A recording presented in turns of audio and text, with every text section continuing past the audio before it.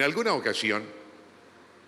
ocasión me vi una película que se llamó El mundo está loco, loco, loco.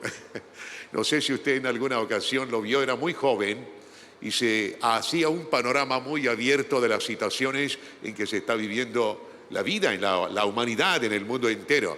Y bueno, yo no quería que se acabara por las tantas cosas locas que ahí se presentaban. Pero la Biblia dice, el mundo y sus deseos pasan, pero el que hace la voluntad de Dios permanecerá para siempre. Siempre hay un final. Yo no quería que se acabara la alabanza. Yo veía ahí a mis hermanos en el gozo y la libertad del Espíritu Santo.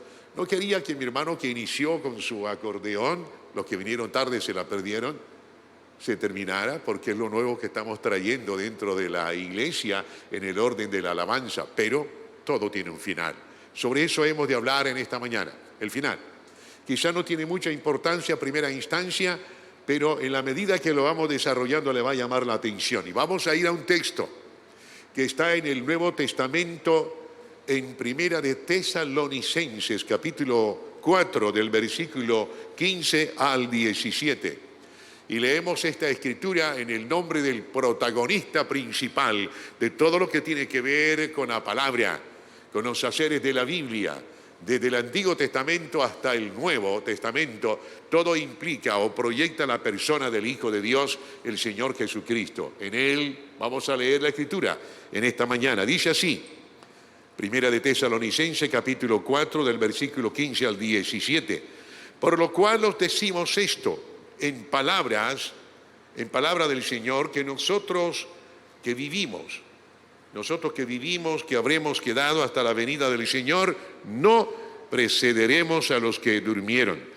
Porque el Señor mismo, con voz de mando, con voz de arcángel y con trompeta de Dios, descenderá del cielo. Y los muertos en Cristo resucitarán primero.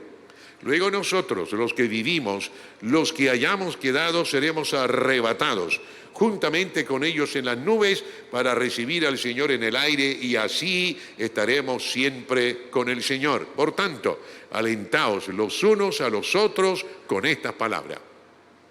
Tenemos que alentarnos porque a la verdad de todas las cosas, todo lo que se está viendo en la humanidad, en el mundo entero, hace parte de aquello que en torno a la Biblia se señala en el Nuevo Testamento como las señales antes del fin. Y permítame hacerle una recordación. Hace años, cuando recién comenzaba el Evangelio, pude aprender que realmente, y lo decía a manera de una metáfora, me atreví a decir que ya no hay tiempo ni siquiera para hacer una casa de 2 pisos. El tiempo en que nosotros estamos es un tiempo para reconstruir nuestra vida, que tiene que ser la vivienda, la morada de la persona del Espíritu Santo, y que tenemos que prepararnos para los aconteceres que han de venir. Y es por ello importante en estos tiempos que podamos estar en la iglesia recobrando el interés de la enseñanza divina de la palabra, poder compartir de todo aquello que Dios el Espíritu Santo nos enseña, porque en la Biblia, como nunca en la historia de las realidades de la humanidad, se está cumpliendo en ese paso a paso. Fíjese, para ser muy honestos sobre realidades, pocas veces, esa es una gran verdad, pocas veces detallamos esa palabra final. Lo tenemos en el consentir de nuestro léxico de cada día. A tantas cosas le aplicamos lo que tiene que ver con el final. Y la tenemos más en cuenta para definir una tarea, algo que tiene que ver con el trabajo, o con un algo que hemos iniciado y concluimos, o cuando suena, por ejemplo, en materia de deportes, el pitido indicando el final de un partido de fútbol o de básquetbol, etc. Esa es una gran verdad. Pero, queriendo mirarlo en aquello que nos es implicado, en aquello que nos conviene, en aquello que es de nuestra necesidad obligante, final, deberíamos detallarlo grandemente en sentido más de la Biblia, como algo definitivo, que termina o cierra el ciclo de la estadía terrenal del hombre. A eso en particular se refiere la Escritura cuando se habla del final. Y seamos muy honestos en la sinceridad de las cosas, no le prestamos mayor atención. Para todo nos preparamos menos para aquello que tiene que ver con el alcance de que un día tenemos que rendir cuenta, ya sea por una muerte natural o porque el Señor Jesucristo venga para el final de todo. No tenemos en cuenta realidades que son de nuestra conveniencia. Mire,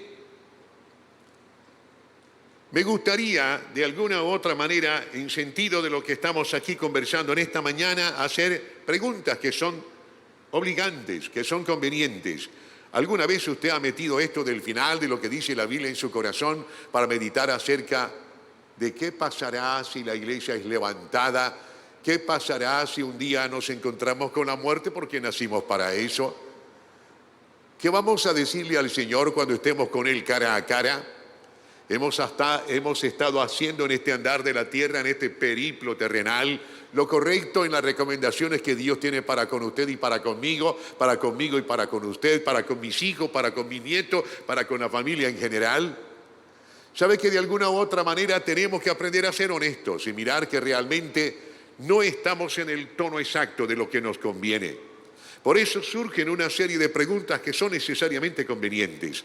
Nos hemos detenido para pensarlo debidamente acerca de aquello en que se cierne con fuerza la autoridad evangelística de la palabra en indicarnos que todo tendrá un final y será determinante. No es situación aquella en la cual se esboza esta realidad de la bendita palabra de Dios para tener temor. Al contrario, cuando nosotros hemos aprendido a amar al Señor Jesucristo, el conquistador de las naciones, el conquistador de los hombres, el conquistador de la familia, deberíamos estar muy atentos en el sentido de sentirnos con gozo al comprender que hemos sido elegidos no para condenación, sino para vida eterna. Porque Él quiso, bajo la confianza que hemos puesto desde nuestros corazones, en aquel sentido de la fe, creer en Él, y a causa de esto, estatuirnos como hijos de Dios. Hijos en los cuales tenemos la ocasión en el privilegio de recibir la herencia de la bendita salvación.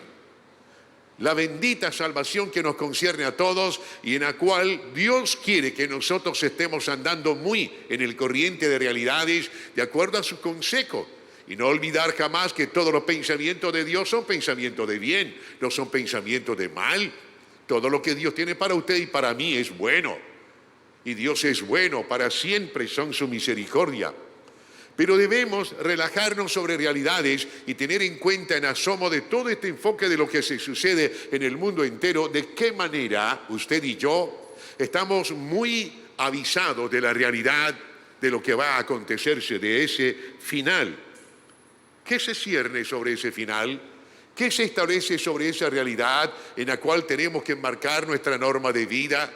Y yo creo que Dios nos ama de tal manera, y miramos así el sacrificio de Cristo, que determinó todo un tiempo en su estadía y sacrificio y muerte para alcanzarnos. Por eso nosotros tenemos este enfoque que está fundamentado maravillosamente desde las casas de avivamiento familiar. La importancia de que cada familia en nuestro municipio, en esta tierra bendita que Dios ama tanto, conozca del por qué Cristo vino, por qué estuvo en esta tierra, del por qué fue entregado por nosotros y qué es lo que hemos alcanzado para constituirnos como hijos de Dios. Y en este trabajo que hoy concluimos en lo que tiene que ver con la inscripción de los encuestadores, iniciamos entonces en esta ruta de acción un proceso que terminará del 10 al 11 de marzo. Y es ahí lo importante en que debe haber en nuestra expresión, en nuestro vocabulario, la necesidad de hablar del Señor Jesucristo, la necesidad obligante de hablar acerca de la salvación. Qué bueno que ya usted tiene a Cristo en su corazón, porque cuando tenemos al Señor en la funcionabilidad de nuestra alma, ahí está brotando la fuente de vida que se manifiesta en el Espíritu Santo. Mire, cuando miramos estas realidades, no podemos olvidar lo que el Señor Jesucristo cuando vino, establecido como hombre, maravilló al mundo entero de esos entonces. Y lo hizo con el propósito no de alardear su grandeza, sino de poderse conectar con la gente, de hacer relaciones, de hacer empatía con ellos, con la familia, de hablarles, de hacerles entender que el conocimiento que tenían acerca de la enseñanza, de la palabra, de las escrituras era muy bueno, pero que había que transicionar, había que cambiar. Y había que tener un enfoque de la modalidad exacta en que Dios previó todo para salvación y vida eterna y que tenían que nacer de nuevo. Todos nosotros tenemos que nacer de nuevo y gracias al cielo por aquellos que lo han hecho. Pero permanentemente debemos estar muy dados a entender lo que nos enseña la Escritura. Y en aquellos tiempos el Señor Jesucristo testificaba de la realidad que un día en lo cercano se va a presentar y que tiene que ver con el final. Y él decía muy claramente en lo que tiene que ver con el Sermón del Monte en el capítulo 7 del versículo 13 al 14. Mire cómo lo detallaba de esta manera. Y lo hacía con el sistema muy enfático de llamar la atención a la gente. Lo que Dios quiere es que nosotros seamos mirados hacia Él, que nos encontremos con la mirada que ya Él tiene, que Él no condena. Él eleva su vida desde lo alto de aquel monte y en donde fue colgado en aquel madero para enamorarse de ti y de mí y para hacernos entender que murió por nuestras culpas para no ser condenados de nada. Pero hay que tener en cuenta sus consejos. Observe lo que dice la Escritura en Mateo capítulo 7, hablando el Señor Jesucristo de estas realidades del versículo 13 al 14. Entrad por la puerta. Porque entre otras cosas la puerta es Él. Entrad por la puerta. Y el Señor nos hace significar la importancia de trascender sobre esta puerta. Esta puerta. Esta puerta que es Él. Y Él hacía entender a todo el conglomerado y quería hacerle llamar la atención para que se suscitase el interés en manifestar que Él estaba ahí, que era la puerta. Y decía claramente, entrad por la puerta estrecha, porque ancha es la puerta y espacioso el camino que lleva a la perdición, y muchos son los que entran por ella. Hay una puerta ancha, pero acuérdese lo que dice la Biblia, que todo tiene un final. El mundo y su deseo pasa, pero el que hace la voluntad de Dios permanecerá para siempre. No es que se requieran requisitos muy ceñidos al sentido de la exigencia en que todo tiene que ser perfecto. ¿Acaso el Señor de gloria y majestad no conoce acerca de mi superficialidad? ¿No conoce acerca de mis defectos? ¿Acaso el Todopoderoso no sabe cuáles son mis limitaciones? ¿Acaso Él vino por los sanos o por los enfermos? Él no vino por los perfectos, Él vino por gente como usted y como yo, sobre la realidad en la cual enmarca su interés de el hecho que tenemos obligantemente de seguirle. Por eso le decía a aquella audiencia que tenía al frente, gente muy versada en el conocimiento de la palabra de Dios. Allí estaban los escribas, ahí estaban los maestros, ahí estaban los doctores de la ley, ahí estaban los legisladores que hacían parte del Sanedrín. Ahí estaban los enseñadores, ahí estaban los escribas, ahí estaba la erudición de todo aquello en que se establecía el conocimiento de Dios, pero ellos también tenían que conocer la verdad para nacer de nuevo. Y por eso se asoma aquí en la guía de una realidad que a días de hoy tiene que acontecer igualmente. Entrad por la puerta estrecha, porque ancha es la puerta y espacioso el camino que lleva a la perdición, y muchos son los que entran por ella. Porque nos gusta más lo que nos ofrece, lo que se existe. Y no podemos olvidar que esto va a suceder en el hecho de que tendrá un final. Y agrega Jesús, porque estrecha es la puerta y angosto el camino que lleva a la vida y pocos son los que la hallan. Desafortunadamente esa es una grande realidad.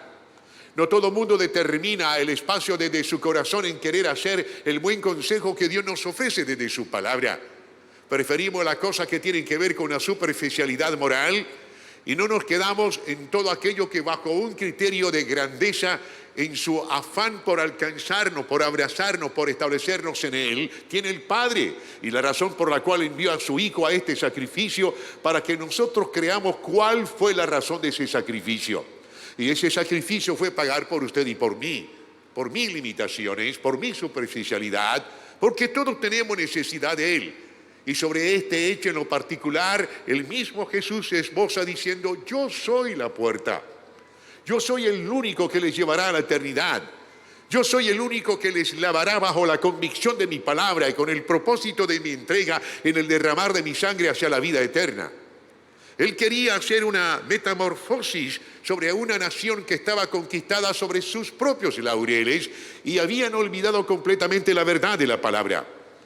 Por eso es necesario trascender que aun cuando nosotros hayamos nacido, vivido, organizados y establecidos en una tradición religiosa, tenemos que aprender de la misma forma en que Jesús quería hacerlo con el fariseísmo de esos entonces y los saduceos, que es necesario complementar la verdad de todo lo que tenemos en religiosidad, conociendo lo que Cristo predicó para que tengamos un nuevo nacimiento, un nuevo hacer de vida y lograr el camino que nos lleva al Padre. ¿Cuál es el fundamento del final de todas las cosas? Miremos otra vez sobre el texto en que estamos bajo referencia en esta mañana. Por favor, vaya otra vez conmigo a Primera de Tesalonicenses, al capítulo 4. Y miremos con atención lo que se suscita desde los versículos 13 al 14, que dice exactamente lo siguiente. Tampoco queremos, me gusta mucho la posición del apóstol Pablo, tampoco queremos, hermanos, que ignoréis acerca de los que duermen, para que no os entristezcáis como los otros que no tienen esperanza. Porque si creemos que Jesús murió y resucitó, también traerá a Dios con Jesús a los que durmieron en Él, a los que murieron en Él, a los que fallecieron en Él. Este criterio un tanto interesante en la exposición del apóstol Pablo tiene más que todo la idea de entender que cuando morimos en Cristo, no morimos, sino que estamos guardados en la bendita esperanza que está establecida de aquello en que se redunda el criterio de la salvación y la vida eterna. Cuando miramos estos textos en que se establece la primera carta a los tesalonicenses, es muy conveniente en lo necesario poder de alguna u otra manera mirar históricamente y en un sentido geográfico lo que se sucedía en la ciudad de Tesalónica. Era un lugar de obligante andar de las grandes tropas militares y no es de desconocer que los romanos eran unos ingenieros interesantes, muy creativos. Les gustaba hacer construcción de carreteras para poder penetrar en todas las esferas del mundo, en lo social, en lo político, en lo económico y aún en lo religioso.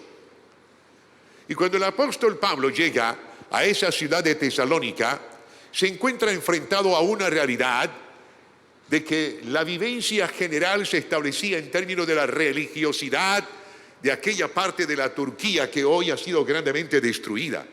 A eso le llama la Biblia el Asia Menor. Y ahí precisamente en esos horizontes que hoy hay una tragedia de más de 25.000 muertos a causa de un poderoso terremoto junto con Siria, se estableció la mayoría de los argumentos en los cuales el apóstol Pablo sabía establecer una relación de trascendencia para conectarnos desde aquellos tiempos a los días de hoy y desde hoy en un puente muy maravilloso a todo lo que tiene que ver con los aspectos en los cuales deberíamos tener mucha atención. El escritor asevera que no debemos ignorar acerca de los que duermen, comentando, por supuesto, acerca de los que fallecen en el Señor Jesucristo, sepultados en la fe viva del Evangelio y contrastando con los que no tienen esperanza, que mueren sin el Salvador. Hay condenación.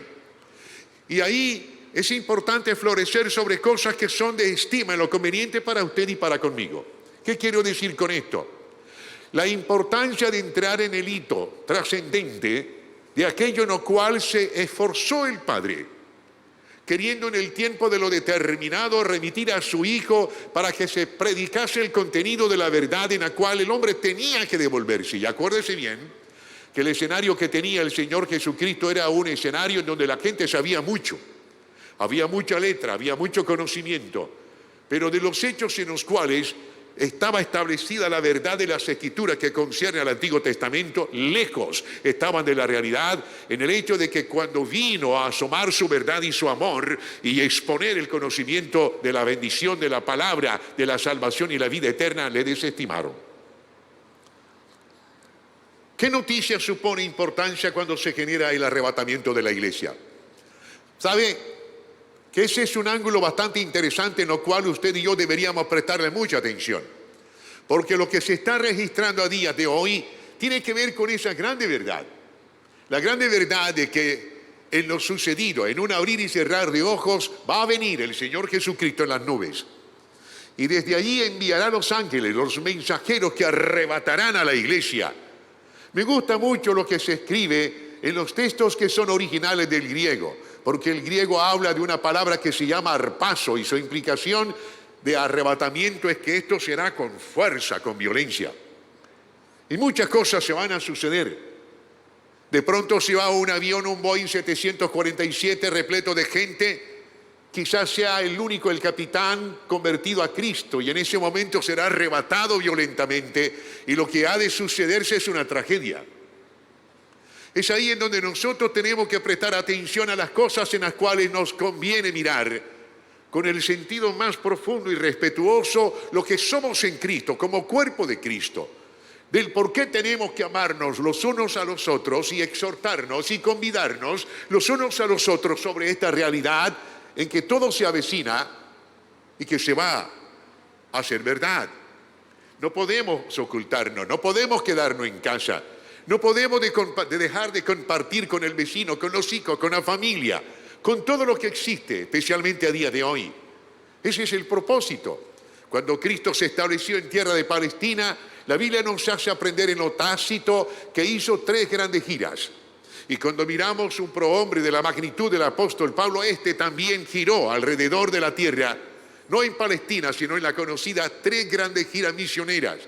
Sintió la necesidad obligante de hablar del Hijo de Dios, de aquello que realmente aprendió bajo una revelación personal que tuvo con él. Y la mayoría de nosotros hemos sido alcanzados por la obra del Espíritu Santo en el hecho de hacernos entender que solo Jesucristo es el camino y la verdad y la vida.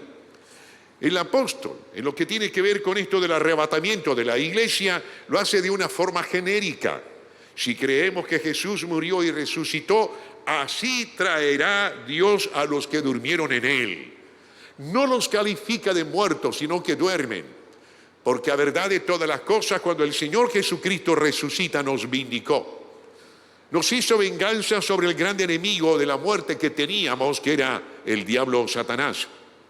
Y le demostró que la muerte tenía que ser vencida. Y a partir de ahí se escenifica la grande inspiración que nos conviene. La inspiración que nosotros deberíamos tener en cuenta sobre el hecho de andar en lo que se manifiesta el querer de la misericordia divina para la eternidad. Y no olvidarnos jamás, cualquiera sean las cosas que estemos viviendo, pasando o experimentando, que Él nos condena. Dios no quiere que nos devolvamos, por supuesto. Pero no es uno que se establece como una guillotina para jalarnos la cabeza o decapitarnos. El deseo de Dios es que la formación de su unción, de su acción, como el abogado que tenemos, es que ameritemos todos nuestros líos y problemas y nuestras dificultades aún morales, acercándonos a Él y hablándole sobre el hecho de que nos ayude. ¿Y qué es lo que nosotros tenemos que hacer, hermano mío? El sentido del evangelio, el sentido evangelístico que hoy se requiere es sobre algo en que se concerta la realidad escrita en la santa palabra de Dios, y es lo que hemos de hacer en la ruta de acción de lo que tenemos en esta campaña, Uno Más para Cristo.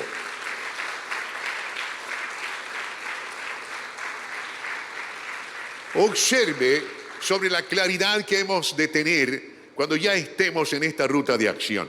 Vaya conmigo, por favor, a la carta que el apóstol Pablo remitió a los romanos. Y nos establecemos en el capítulo 10. Miremos desde el versículo 8 hasta el 11. Y nota con atención, porque esto es lo que nosotros hemos de necesitar en el fluir de esta nueva acción de campaña, esta ruta de acción. Y que tú y yo hicimos. Y que debemos mantener en la firmeza de creer que estamos sobre la roca. Observe lo que expone el apóstol Pablo, que era uno de los hombres más connotados como maestro, especialmente en el sentido generacional de la revelación divina que tenía. Mas, ¿qué dice acerca de la palabra? Cerca de ti está la palabra, en tu boca y en tu corazón. Esta es la palabra de fe que predicamos. Mire qué fácil. Y si vamos guiados en el fundamento y llenos del Espíritu Santo, es Él el que va a hablar al corazón de la persona. Que si confesares con tu boca que Jesús es el Señor y creyeres en tu corazón que Dios lo levantó de los muertos, serás salvo. Porque con el corazón se cree para justicia, pero con la boca se confiesa para salvación. Pues la Escritura dice, todo aquel que en él creyere no será avergonzado. ¿Cuántos de los que estamos aquí no queremos ser avergonzados? ¿Cuántos de los que estamos aquí no queremos ser avergonzados en el día en que tengamos que rendir cuentas ante el tribunal del juicio? Esos aplausos me hacen meditar que todos estamos en la confianza y la convicción, pero que hay que perseverar. Y además de esto, de todo aquello que hemos recibido de gracia, también compartirlo de gracia. Es en esto en que se cuece la realidad de todo el movimiento del Evangelio a día de hoy. ¿Tiene que ver todo esto, lo planteado hasta ahora, con el final de la estadía terrena de toda carne? Por supuesto. Miremos con énfasis otra vez y vayamos a la segunda carta que Pablo remitió en esos tiempos a la augusta y ligera iglesia de Tesalónica. Se dice que esta carta es el testamento neotestamentario más antiguo que existe en el Evangelio. Se dice que puede haber sido escrito antes que el Evangelio de San Marcos. Y cuando el apóstol Pablo realizó lo que tiene que ver con esta carta tan interesante, la iglesia de Tesalónica era una iglesia muy incipiente. No tenía 2 años de haberse constituido, de haberse construido. Pero si en una región el apóstol Pablo, dentro de toda esa Asia en que se establecía el mover del Evangelio del Señor Jesucristo, sufrió, recibió amenazas terribles hasta el punto de tener que huir a escondidas en la noche hacia la ciudad de Éfeso y desde allá establecer toda una orientación sobre unas columnas que habían quedado muy bien formadas y que habían creído grandemente en la verdad del Evangelio. Porque el judaísmo de esos entonces hacía una oposición como a día de hoy se existe. ¿Cuánta oposición tenemos para la predicación de la palabra de Dios? Pero Dios quiere que nosotros seamos fieles, como está escrito, hasta la muerte. Así le dice a uno de los pastores de las 7 iglesias que están establecidas en Apocalipsis: séme fiel hasta la muerte. Y ahí lo importante. Observe lo que encontramos en el versículo 4, en el versículo 15, del capítulo 4 de Primera de Tesalónica. Por lo cual os decimos esto en palabra del Señor, que nosotros que vivimos, que habremos quedado hasta la venida del Señor, no precederemos a los que durmieron. Eso es importante tenerlo en cuenta. Sabes, a veces se me da la locura, no sé si esto sea una locura, pero más se establecen en mis sueños. Y se me da por decir y compartirlo aún con mis hermanos, yo creo que nosotros somos la generación del arrebatamiento. Y que aquello que anheló tanto Pablo puede establecerse en nosotros. Por ello es necesario cotejar que el anunciante de este evangelio de la carta a los tesalonicenses suponía que él sería arrebatado vivo. Añadió: nosotros que habremos quedado hasta la venida del Señor no precederemos a los que durmieron. No sé si podemos de alguna u otra manera entretejernos en la realidad de lo que aquí está esbozando el apóstol Pablo.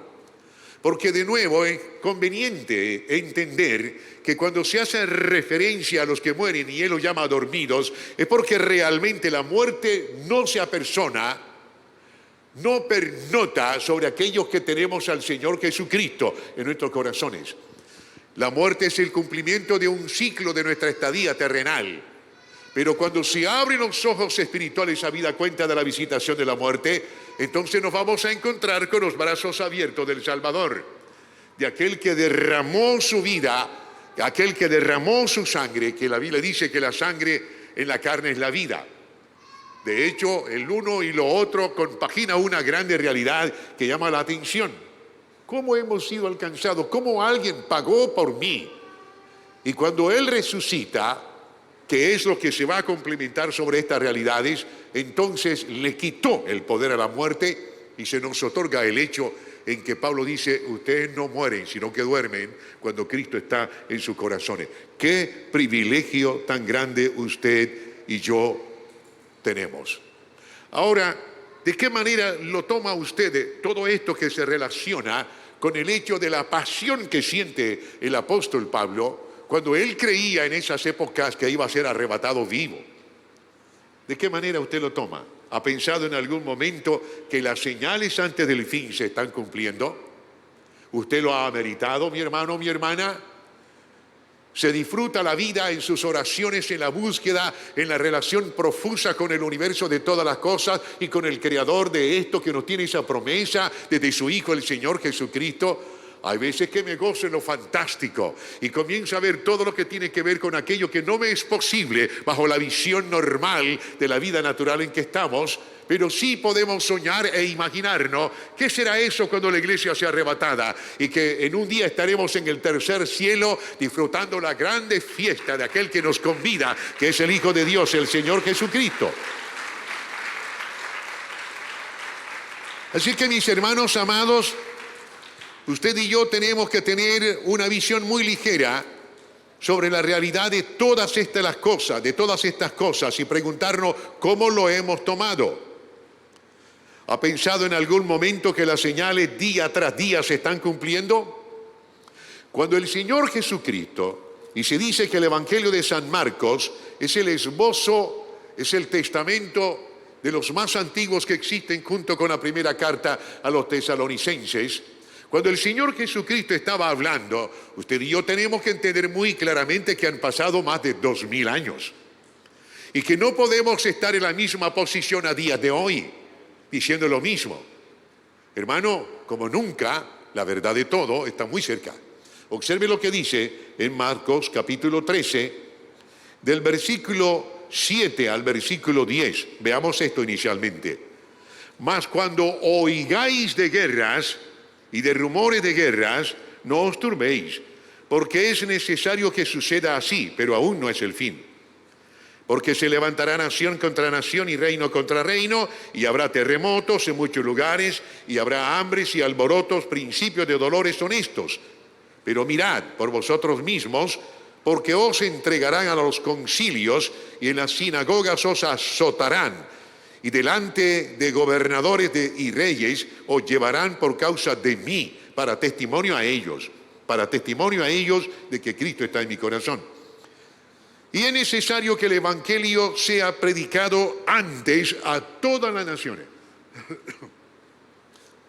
Acuérdese, Jesús dijo esto en tiempos antiquísimos, más de 2000 años. Y la realidad de todas las cosas es que desde esos tiempos, desde esas épocas, desde esos días, lo que se ha suscitado en medio de la humanidad son rumores de guerra y guerra. Hasta el día de hoy hemos experimentado 2 guerras mundiales. ¿Y cuánto dicen los especialistas que lo que se avecina es una tercera confrontación en que estarán las potencias del mundo? Y ya no será, mi hermano, una guerra convencional de cañones y fusiles, ni siquiera de tanques de guerra ni de aviones. Lo que se provee bajo las ojivas nucleares que se existen, especialmente en un continente que es el más antiquísimo, Asia. ¿Cuántas naciones de estas se han armado hasta los dientes en el sentido de lo nuclear? ¿Y cuántos se están amenazando? Y a causa de las componendas que se existen, de las coaliciones de gobierno que se existen, está comprometido el viejo continente de Europa y aún América, desde los Estados Unidos y el Canadá. ¿Qué cosas están pasando? Y déjeme decirle algo. Cuando se estableció, o recordarle mejor, cuando se estableció lo que tiene que ver con el diluvio, Dios se hizo una promesa a sí mismo. Y esa promesa es que no se volverá a acabar el mundo o la tierra en aguas, sino en fuego. ¿Y cómo fue la experiencia de ese diluvio? No solamente se abrieron las cataratas de la tierra, sino también de los cielos. ¿Qué quiere decirse esto? A mí me parece entender, no sé si sea una lógica equivocada, pero con todo esto en el sentido armamentista nuclear en que está el mundo, no solamente va a venir el fuego, sino que toda la creación de toda esa radiación, de todo lo que se existe, de las ojivas nucleares que tienen todas estas naciones, pues eso va a ser el acabose total. Y acuérdese bien que la Biblia dice claramente que la gente querrá morirse y no podrá. Porque esa es una grande realidad. Cuando se estallan esas ojivas nucleares, la radiación, lo que compone esto nuclearmente, va a despedazar a la gente y aún estará viva y estará quemada viva y querrá de alguna u otra manera morirse. Pero es la respuesta de Dios aquello en que se establece desde las Escrituras que dice que es la respuesta del Dios viviente sobre los hijos de desobediencia, la ira de Dios sobre los hijos de desobediencia. Por eso nosotros tenemos que estar preparados y poder comprender. Asómese en lo que el mismo Señor Jesús dejó escrito hace más de 2000 años, en ese capítulo 13 de Marcos, versículos 32 al 36. Observe con atención. Pero de aquel día y de la hora nadie sabe. Por eso vendrá como ladrón por la noche. En esos tiempos Jesús era hombre y hacía entender su manifestación de lo que era como persona humana. Pero él como Dios sí lo sabía todo, de forma que se incluía en toda esta realidad de verdades. Pero de aquel día y de la hora nadie sabe, ni aun los ángeles que están en el cielo, ni el Hijo, hablando de él, sino el Padre. Mirad, y he aquí razones muy potentes en las cuales usted y yo tenemos que estar muy bien concertados. ¿Cuál es el consejo divino del Señor Jesucristo? Velad y orad. Atentos. Atentos a todo lo que se está sucediendo, a todo lo que se está pasando, de cómo Asia se ha constituido en el arsenal nuclear más grande que existe sobre la tierra. Velad y orad. Es lo que usted y yo tenemos que hacer acerca de nuestra salvación.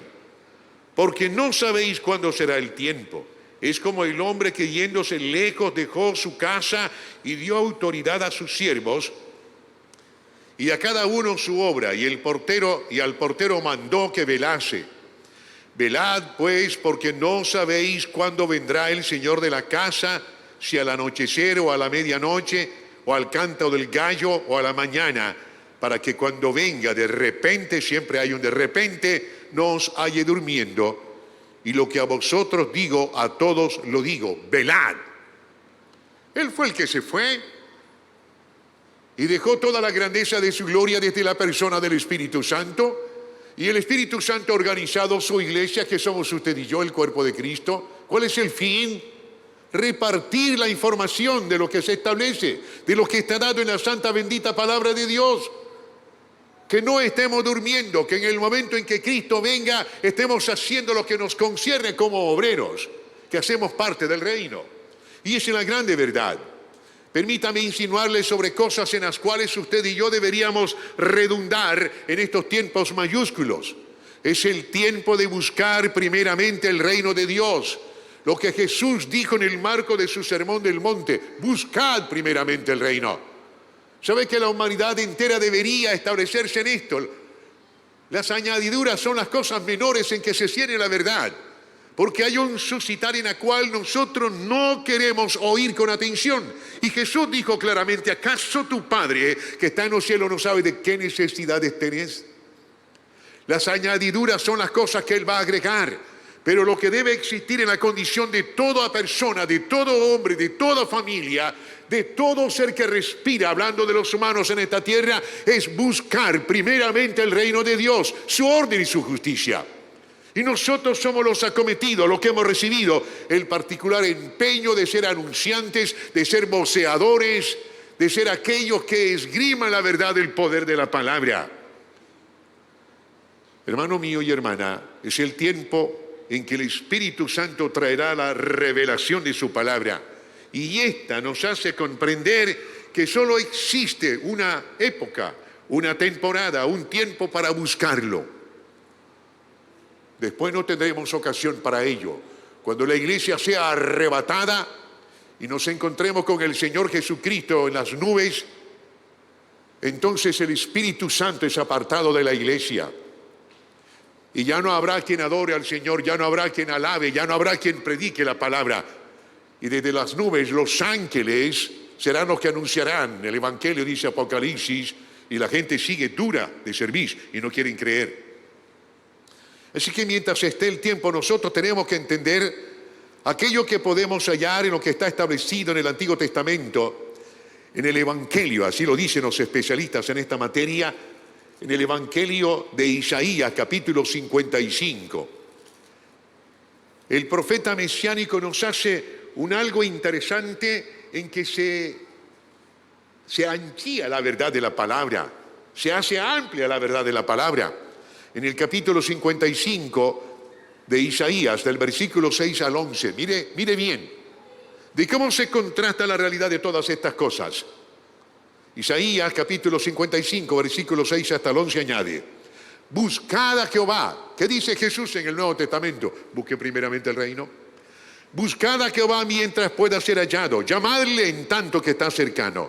Deje el impío su camino y el hombre inicuo sus pensamientos, y vuélvase a Jehová, el cual tendrá de él misericordia, y al Dios nuestro, el cual será amplio en perdonar. Dios es un Dios de perdón. No sé cuántos amigos están aquí, y tú has venido porque has sido suscitado bajo la invitación en el interés que el Espíritu Santo ha puesto en tu corazón. Pero hoy es un día para que tú te encuentres con el Redentor de las naciones. Dios es un Dios de perdón. Él no vino a condenar, Él vino a salvar, Él vino a levantarte. Él vino a establecerte, a arrancarte del polvo y del muladar. Él vino para que tú también, amigo mío, que estás aquí, estés sentado en los lugares celestiales con Cristo Jesús, el Señor.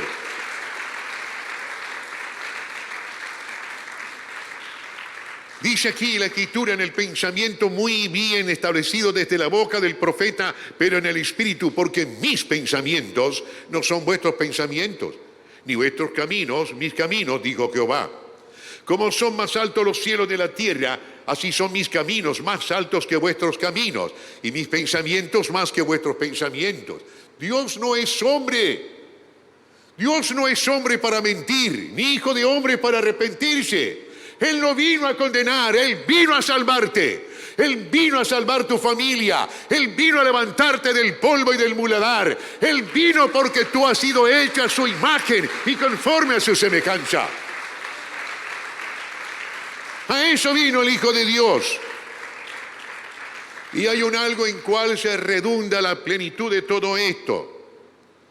El versículo 10 conjetura unos hechos que son interesantes.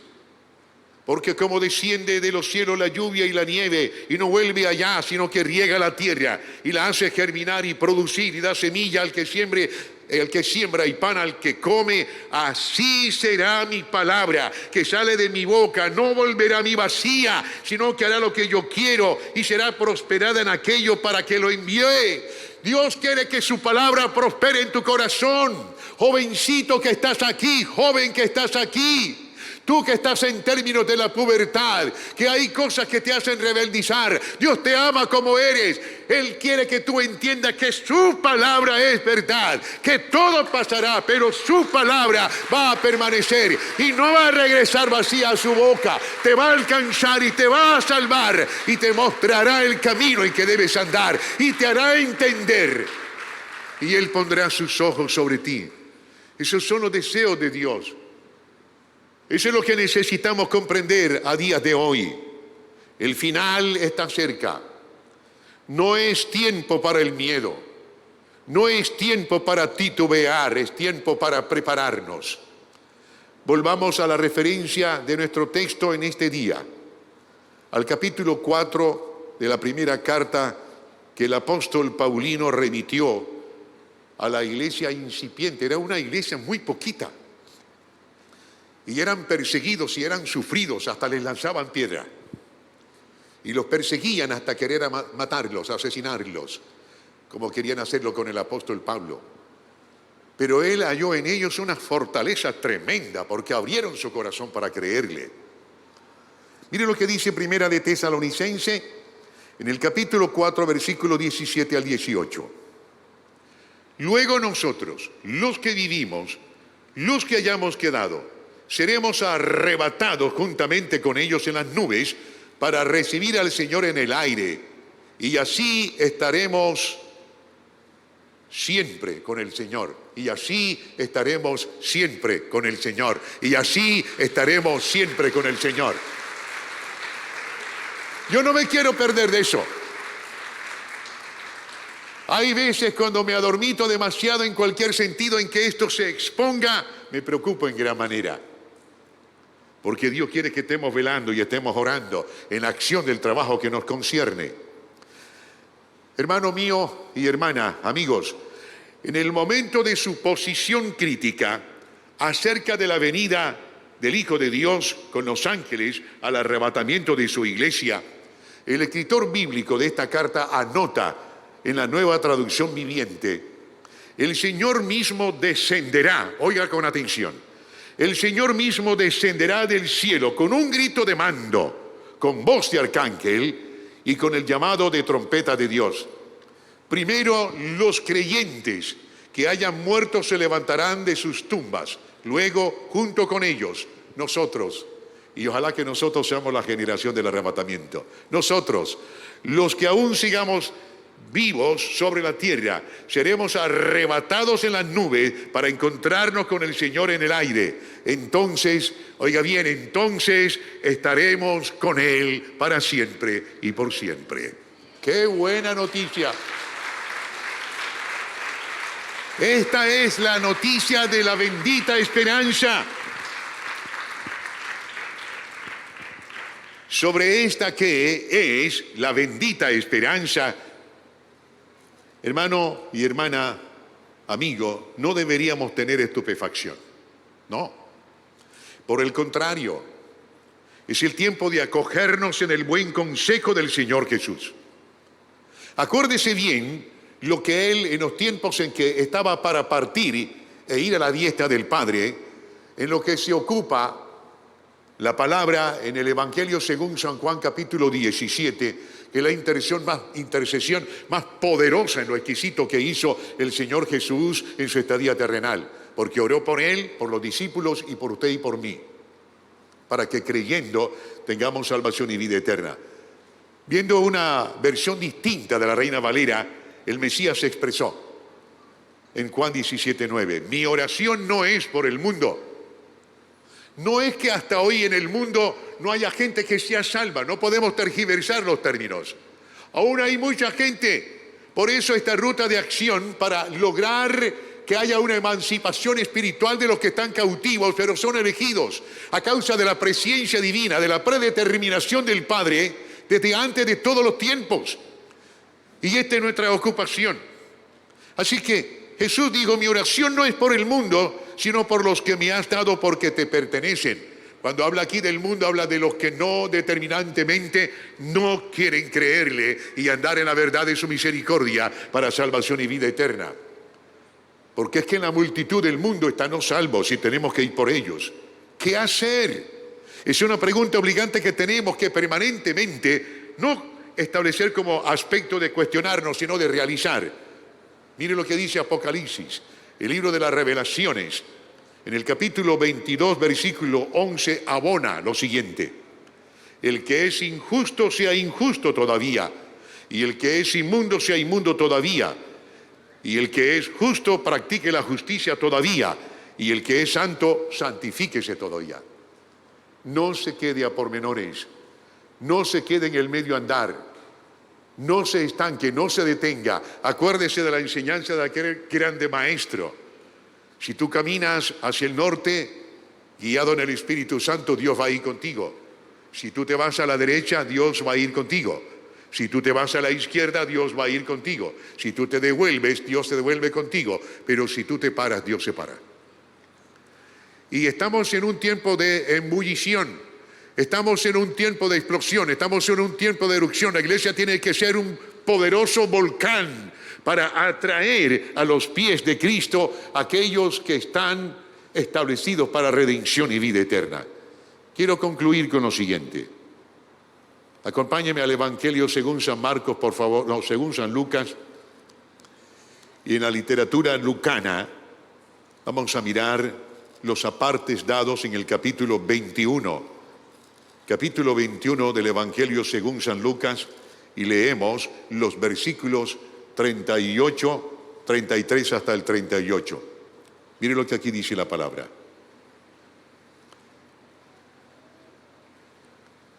Versículos 33 al 38 de Lucas capítulo 21.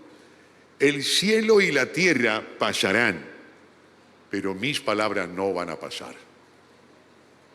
No hay nada de lo que está establecido desde el rollo anterior al nuevo que no tenga cumplimiento. Acuérdese, todo inicio tiene un final. ¿Cómo concluye un partido de fútbol cuando el pitido suena para que se termine? Pues ya el árbitro de todo esto que se establece en el mundo entero tiene el pito en la boca. Y usted y yo debemos conjeturar la verdad de las realidades bajo una conciencia bien determinada y pensar que ciertamente aquello que Cristo dijo es verdad. El cielo y la tierra pasarán, pero mis palabras no pasarán. Mirad también por vosotros mismos, que vuestros corazones no se carguen de glotonería y embriaguez y de los afanes de esta vida, y venga de repente sobre vosotros aquel día de la venida de Cristo, porque como un lazo vendrá sobre todos los que habitan sobre la faz de la tierra. Velad pues en todo tiempo orando, que seáis tenidos por dignos de escapar de todas estas cosas que vendrán y de estar en pie delante del Hijo del Hombre. Amén.